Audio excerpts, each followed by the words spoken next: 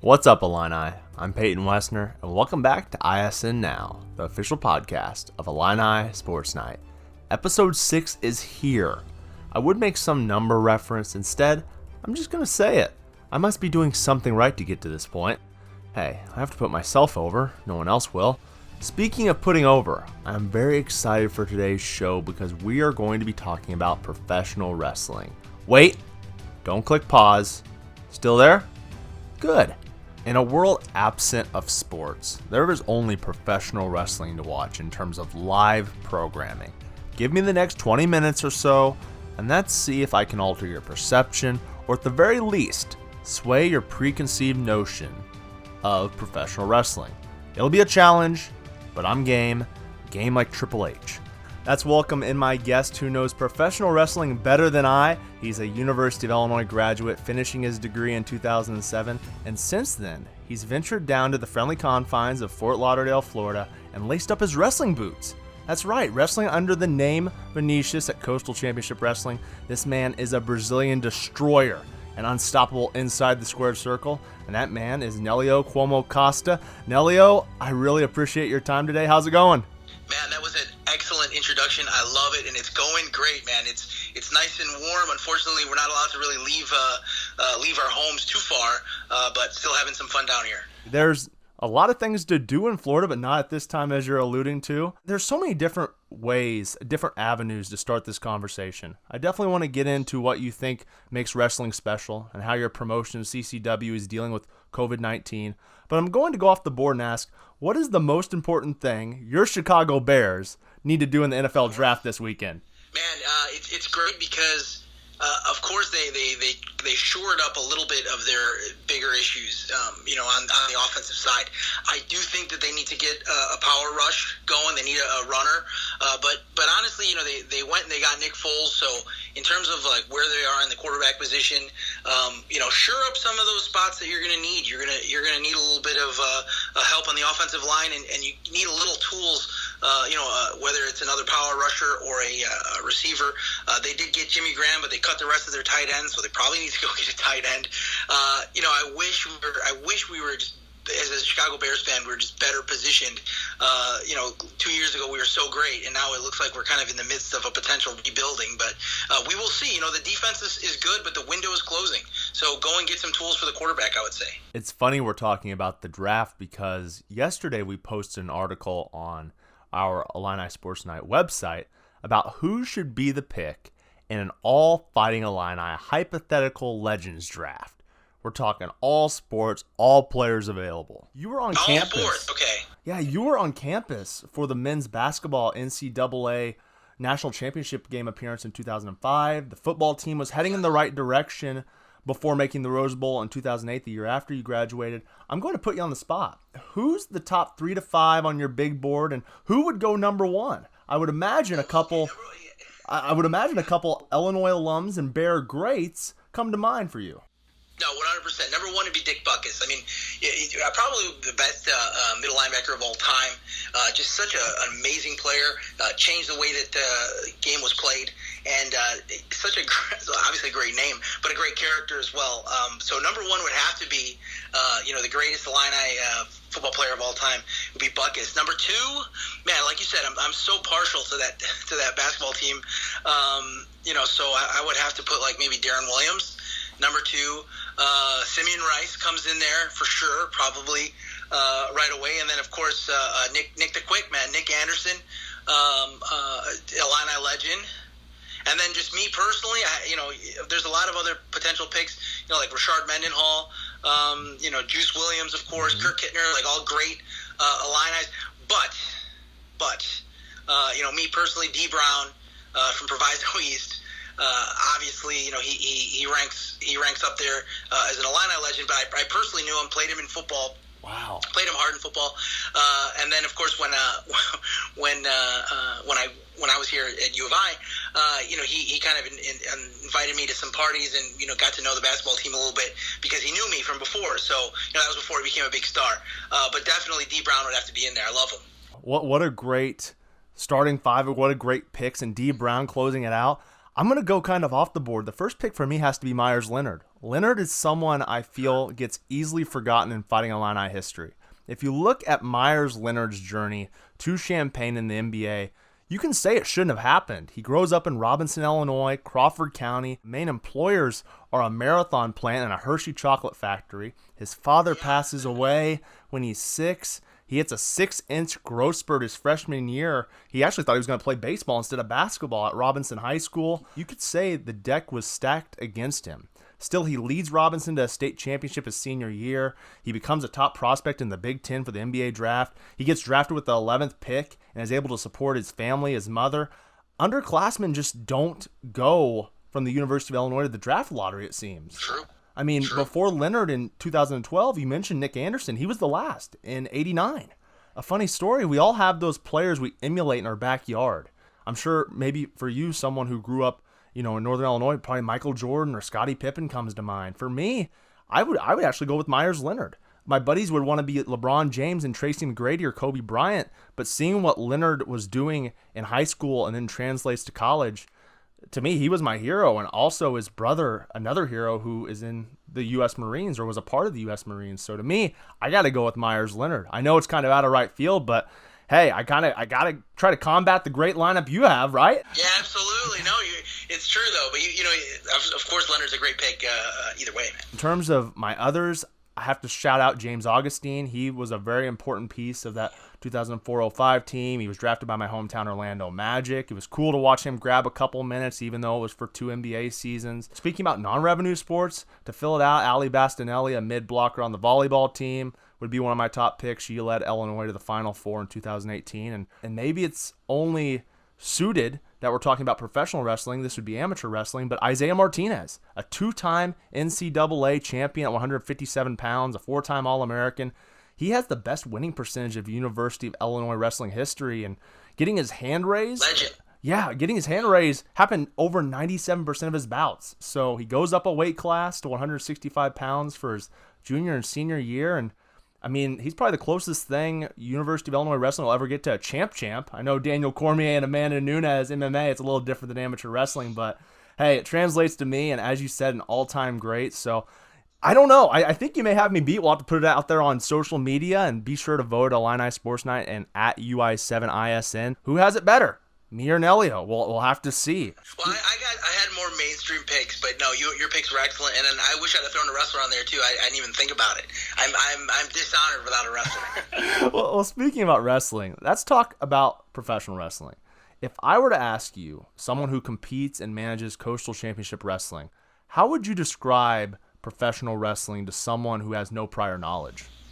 Yeah, so I love that question because pro wrestling it's such a strange thing. If you think about it, like you're watching an entertaining performance, and it's almost like an exhibition. It's part like a sporting event, and it's part theater, and it's all fun. It's like watching almost like a variety show. But we're in there, we're wrestling each other. There's a winner, there's a loser many of the times. But what it really is in the early 1900s, people would watch people fight and wrestle, and these matches would go an hour long, 2 hours long sometimes. Wow. And then these guys would be injured for weeks. So there came to a decision of, look, let's fix the matches. Let's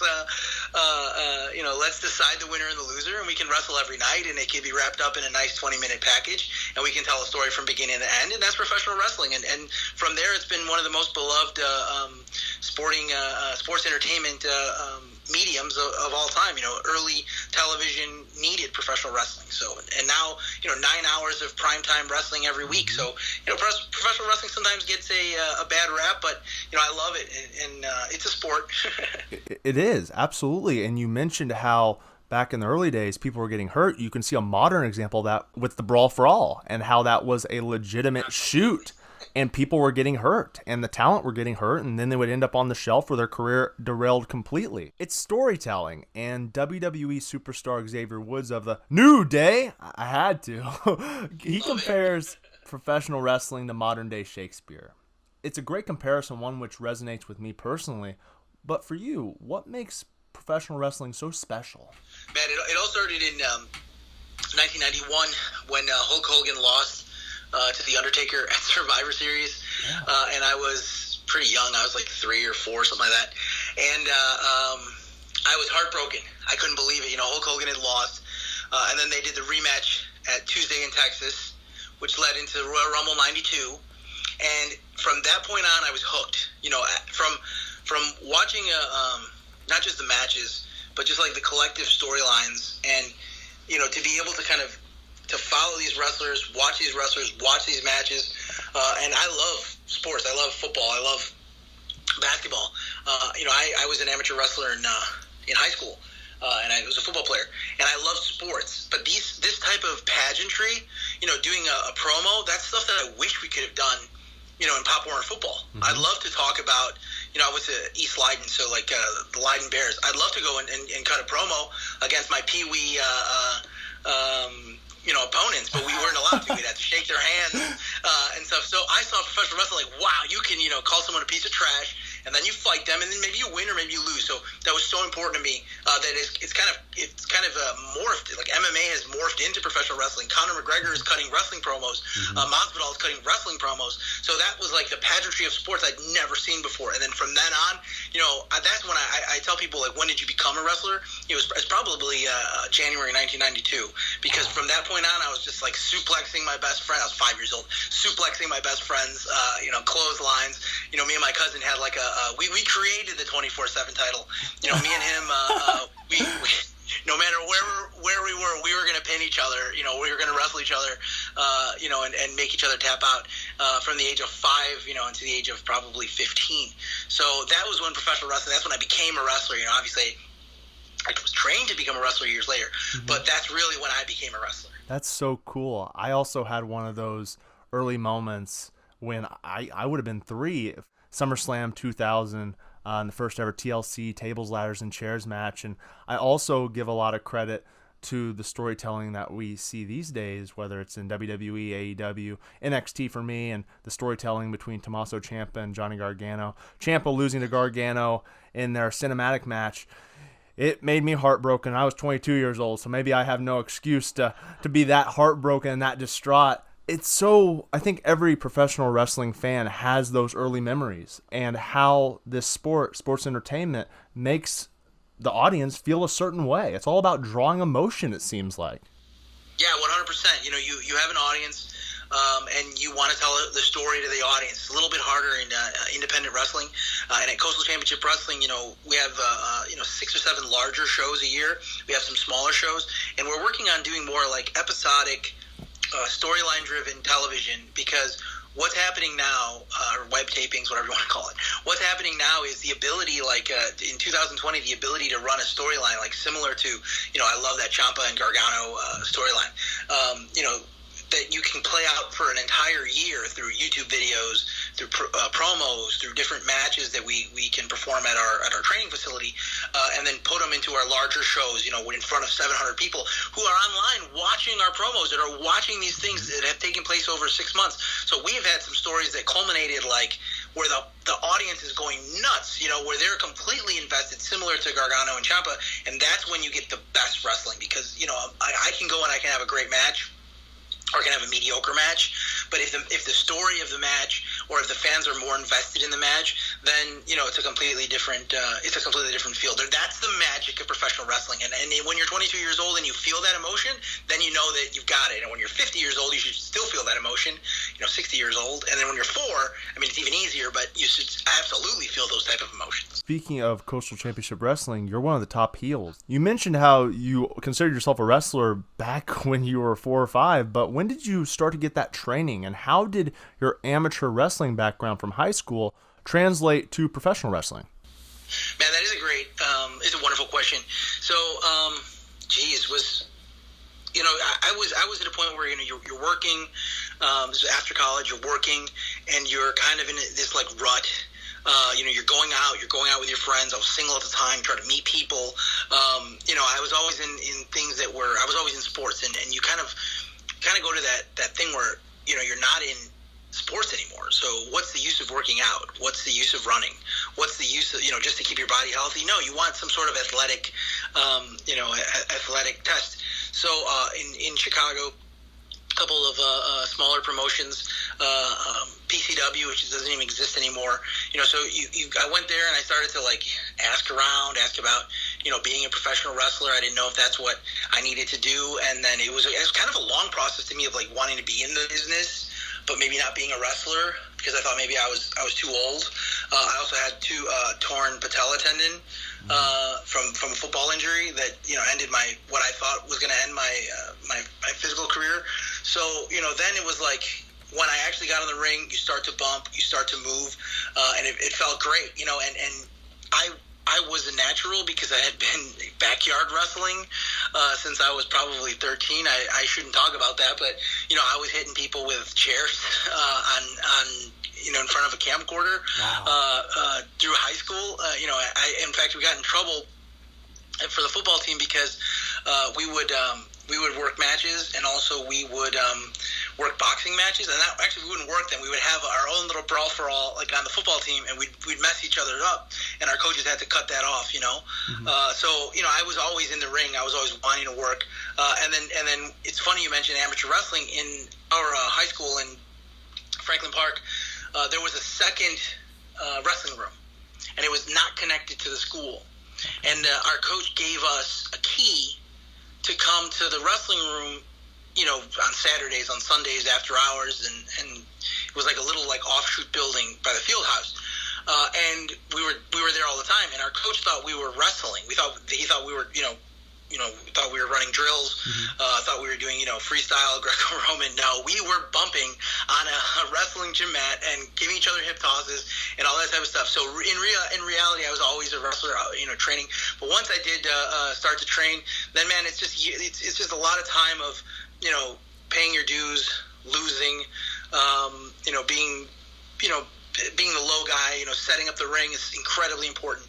You go set up the ring, set up the canvases before, and then doing everything, doing the camera, doing the music, doing whatever. You want to referee, and then being in these battle royals where there's 20 guys who are just also students, just learning how to come over the top rope. That's all kind of a long process, and it's funny. 7 months ago, almost 8 months ago, really, Vinicious was born. I was booked in Bogota, Colombia, and I was introduced to a gentleman in the airport, Hugo Savinovich, who was the Spanish announcer for the WWE for 15 years. Yeah. He's a wrestling legend, and he saw me, 6'2". At the time, I was probably 350, maybe 345 pounds. And then he created Vinicious, and he said, you know what? You're not gonna lose anymore. You're gonna go and you're gonna destroy people, and then maybe we'll find someone down the line who can actually compete with you. So that really it's only been 8 months, I believe now, where Vinicious was born. He named me.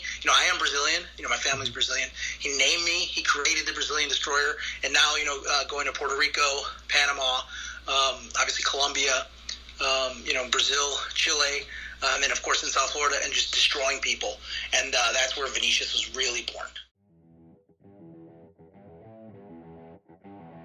Whenever I get to talk about professional wrestling, it's a great day. And this conversation with Nelio Cuomo Costa is far from over.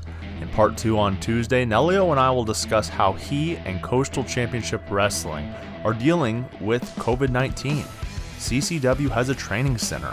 How is he and the other wrestlers keeping sharp during this pandemic? Also, Nelio brings quite the silver lining to this entire quarantine situation. You'll want to hear it.